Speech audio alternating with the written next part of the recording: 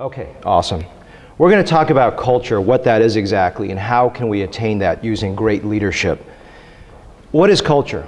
All right, that's probably something you have a vague idea about, but culture is described in this book called Nuts about Southwest Airlines, is one of the most precious things a company has. So you must work harder at it than anything else. Well, what the heck is it? Here's another really long definition that God knows if you can even recall or understand. Culture is the glue that holds our organization together. It encompasses beliefs, expectations, norms, rituals, communication patterns, symbols, heroes, and reward structures.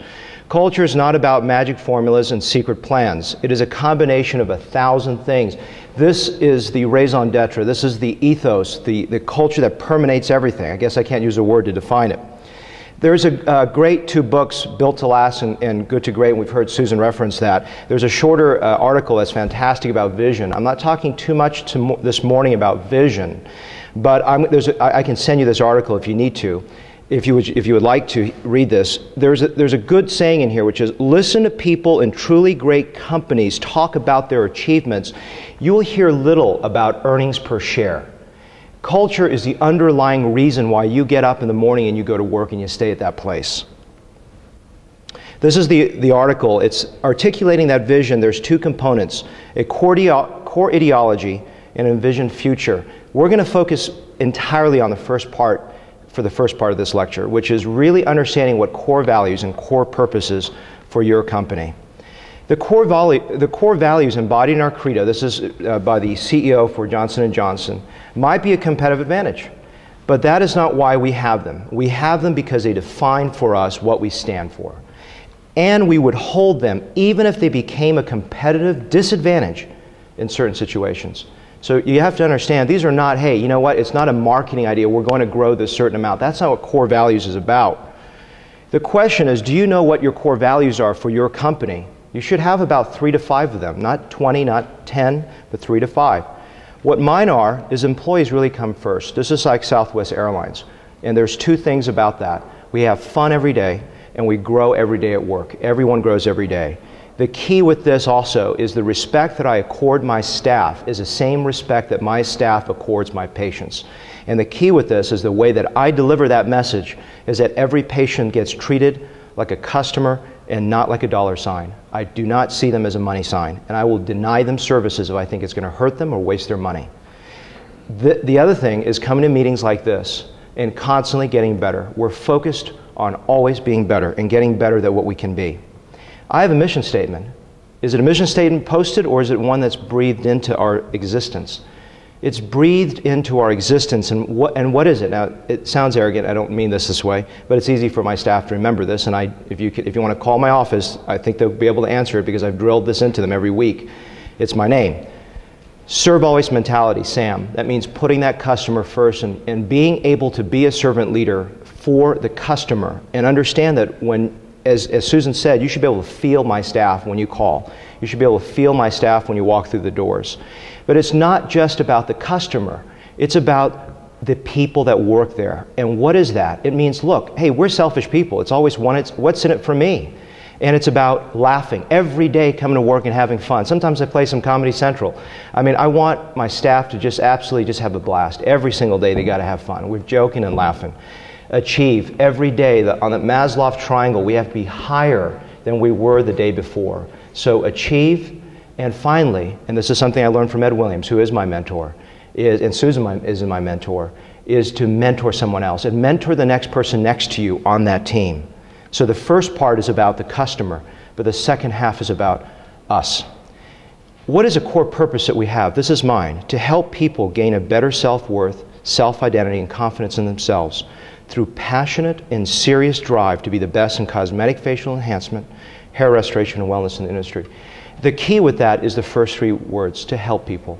If I'm hurting someone, if I'm wasting their money, if I'm doing something that's not right, that's a serious problem. My staff knows that the first line is when a patient walks through the door, that we're in alignment to help that person, whatever it may be.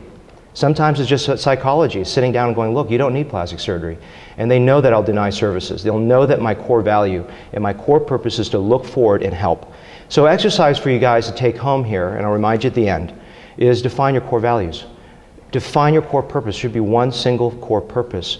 And the question is, can your staff articulate your vision? Can they articulate your core values and your core purpose? And can your patients do the same? That's a challenge to you.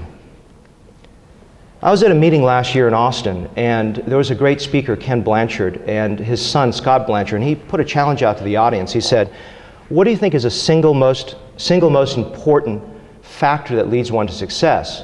And we had a lot of answers. We had confidence, we had, integrity, we had a great vision. But it really is about the ability to build and leverage networks. It's about taking great teams together, as Susan was talking about, and pulling them together. That's leveraging that. You heard that earlier in the last lecture. It's not just about yourself and trying to micromanage and take everything. And what is that about? It's about great leadership. This talk, the core of it is leadership, to drive it. You heard it from Susan. It starts from the top and comes down. It must be the core value. What is this first thing? It's the leader buy-in. A lot of times we're so focused on our vision, we forget about ourselves. Winners believe only in winners.